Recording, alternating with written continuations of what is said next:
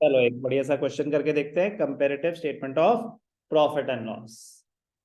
Okay, तो हमें दे रखा है revenue from operations, other income, cost of material consume, change in inventory, other expenses. अब सीक्वेंसिंग का ध्यान रखेंगे। तो पहला कॉलम क्या होता है? हेडिंग आएगी सबसे पहले तो सर, बिल्कुल सही कहा बेटा आपने। कंपेरेटिव इनकम स्टेटमेंट मत लिखना, comparative statement of profit and loss for the years ended 31st March 22-23, 2022 and 2023. Particulars, note number एक इमेजिनरी कॉलम ही होगा मोस्ट ऑफ द केसेस में। तो previous year 31st March 22, 31st March 23,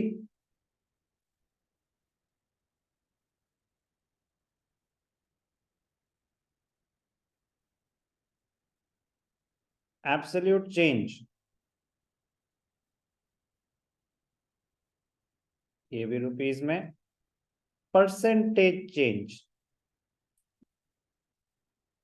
percentage change T is equal to C by A into 100. This will be shown as a percentage. चलो पहले क्या आया? Revenue from operations 16 से 20, 16 लाख से 20 लाख, कितना चेंज हुआ? 4 लाख। 4 लाख मतलब 25%। अदर इनकम 3 से 440, अदर इनकम 3 से 440, वेरीफाई करेंगे 3 से 440। हमेशा ना यार ये आदत डालना हाईलाइट करने की, करंट या प्रीवियस ईयर। क्वेश्चन में वो कभी पहले प्रीवियस ईयर देंगे, कभी करंट देंगे, नहीं तो हाईलाइट करेंगे। फॉर्मेट में आपके पास ऑप्शन नहीं सर करंट ईयर पहले दिखा देंगे तो क्या फर्क पड़ता है? एब्सोल्यूट चेंज तो हम करंट माइनस सीक्वेंस है ना, अगर फॉर्मेट है उनका तो फॉर्मेट है, पहले प्रीवियस ईयर वैल्यू, फिर करंट ईयर वैल्यू, फिर एब्सोल्यूट चेंज, फिर परसेंटेज चेंज।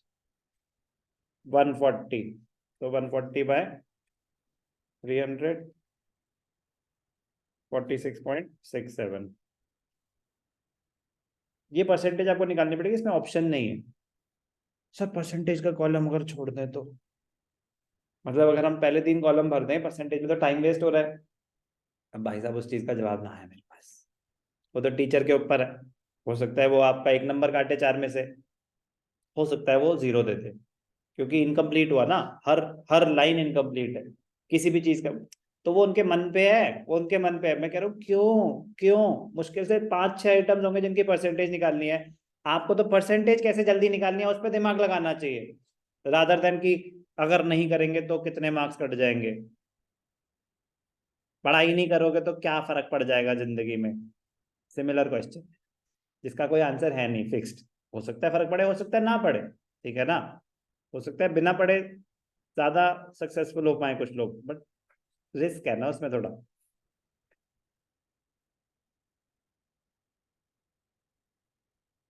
तो टोटल रेवेन्यू,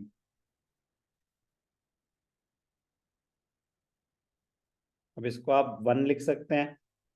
तो टोटल रेवेन्यू कितना? 19 से 2440, तो 540, 540 डिवाइडेड बाय 540 डिवाइडेड बाय 1900, तो परसेंटेज आया 28.42।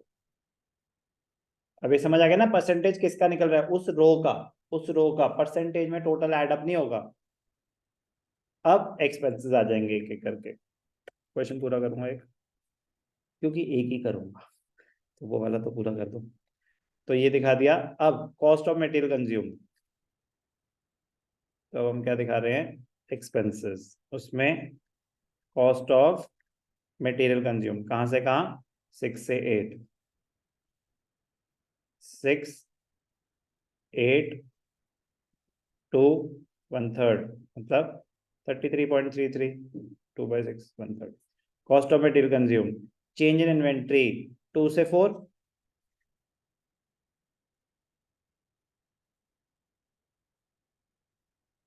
2 से 4 कितना 2 लाख कितना 100%। 100%। अब ध्यान से देखना other expenses as a percentage of cost of RFO.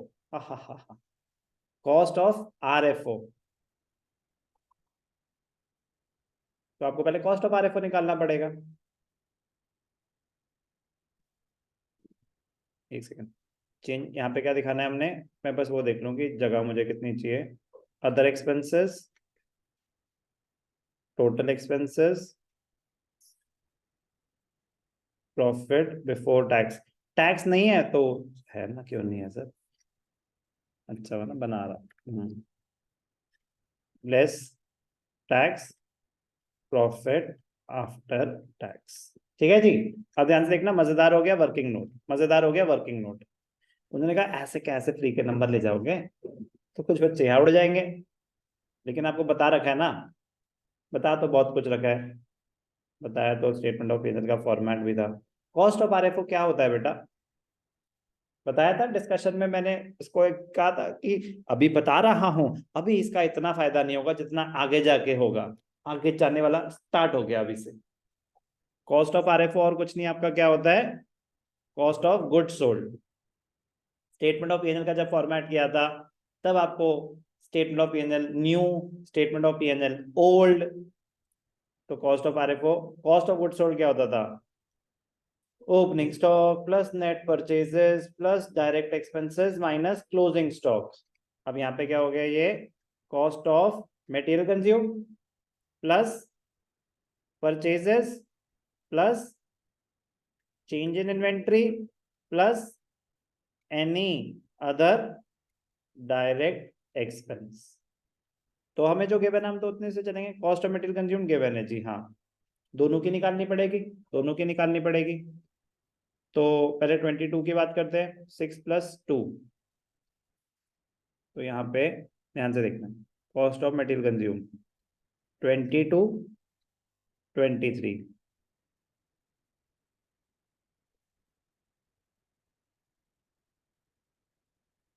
और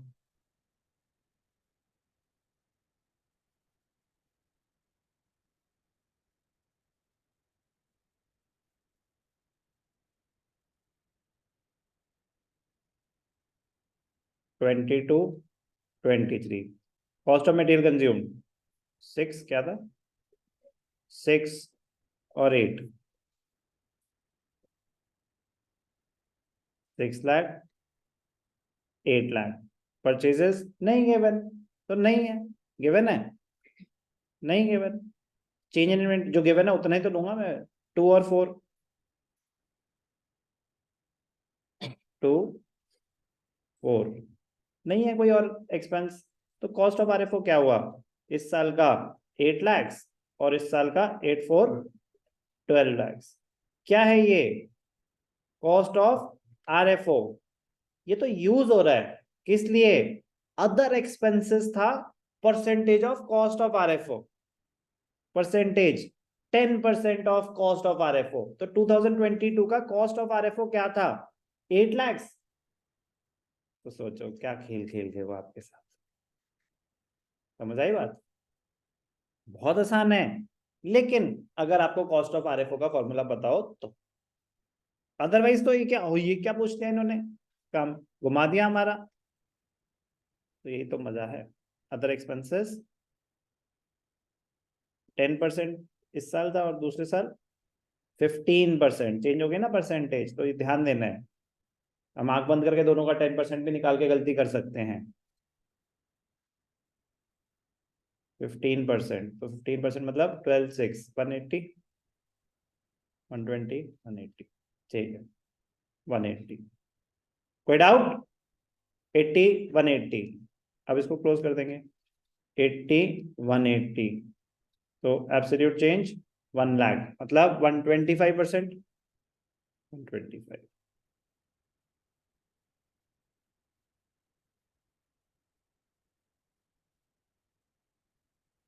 total expenses 880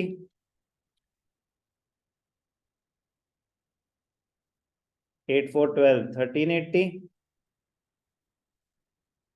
5 lakh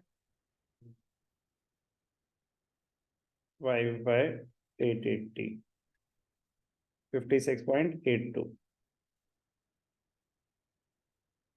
PBT profit before tax, अब ये हो गया हमारा 2, ये हो गया हमारा 3 which is equal to 1 minus 2, तो 19 माइनस 880 मतलब 1020 1890 2440 माइनस 1380 1060 23 1060, तो ये कितना हो गया current year minus previous year 40,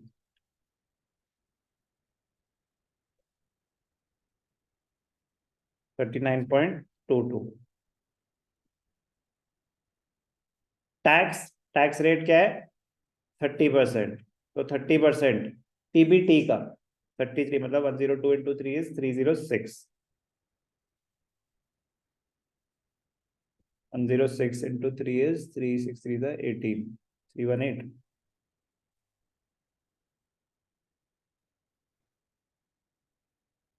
1020 1060, ठीक है, तो ये कितना हो गया 12,000 12 divided by 306 3.9%।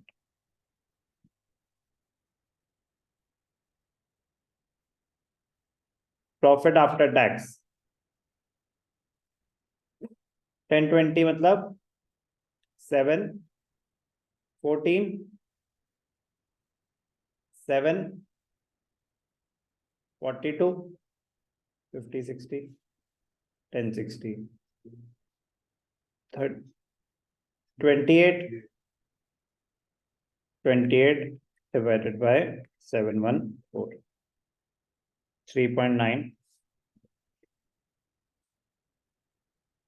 3.92,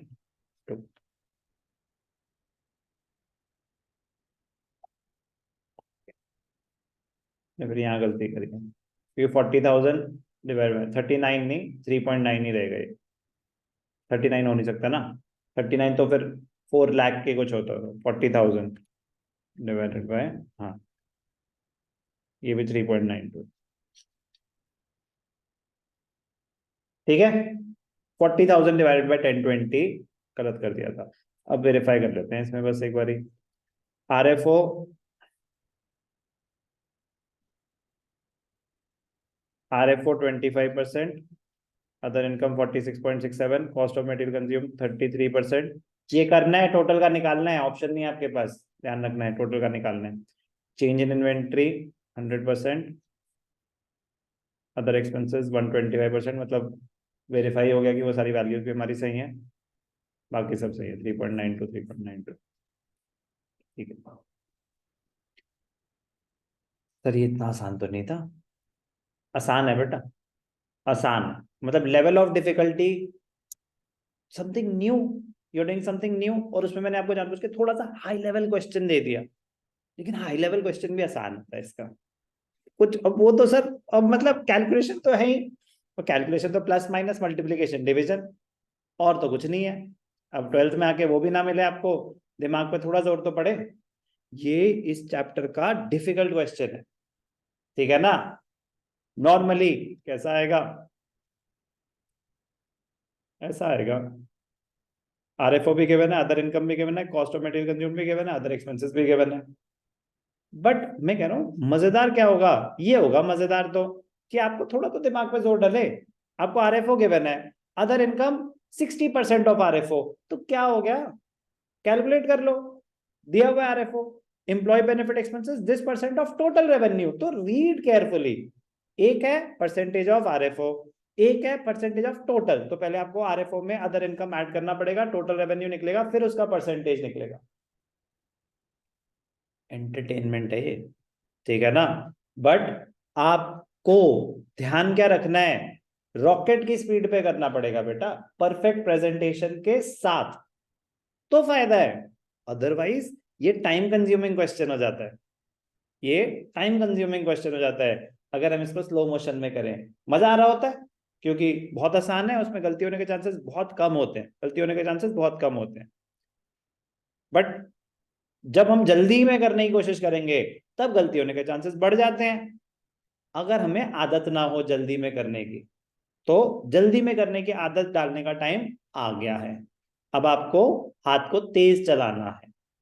ये नहीं कि सर जितना करें उतना सही हो, वो स्टेज क्रॉस हो चुका है बेटा, वो स्टेज क्रॉस हो चुका है। वो तो ऑब्वियस सी बात है कि जितना करें वो सही हो और जल्दी करो।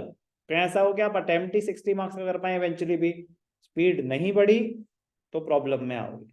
तो स्पीड बढ़ाने पे अभी से काम करोगे तो 2 महीने लगेंगे आपको हाथ तेज चलाने में, वरना लोगों के हाथ दर्द होने शुरू हो जाते हैं क्योंकि आदत नहीं होती। दिमाग दर्द तो बहुत दूर, मतलब जैसे कहते हैं ना, वो तो बहुत जल्दी हो जाता है। हाथ तो फिजिकल है, गलत लिख रहे हो तो भी उतना ही चलेगा, सही लिख रहे हो तो भी उतना चलेगा। लेकिन जब कॉन्सेप्ट थोड़ा सा डिफिकल्ट होता है, दिमाग थोड़ा सा ज्यादा यूज होता है। तो मैं कह रहा हूँ पहले हाथ तो ट्रेन कर लो, दिमाग तो होते होते ही होगा। बट जो आसान पोर्शन है हाथ वाला, उस पर तो शुरू कर दो ना अभी से, प्लीज।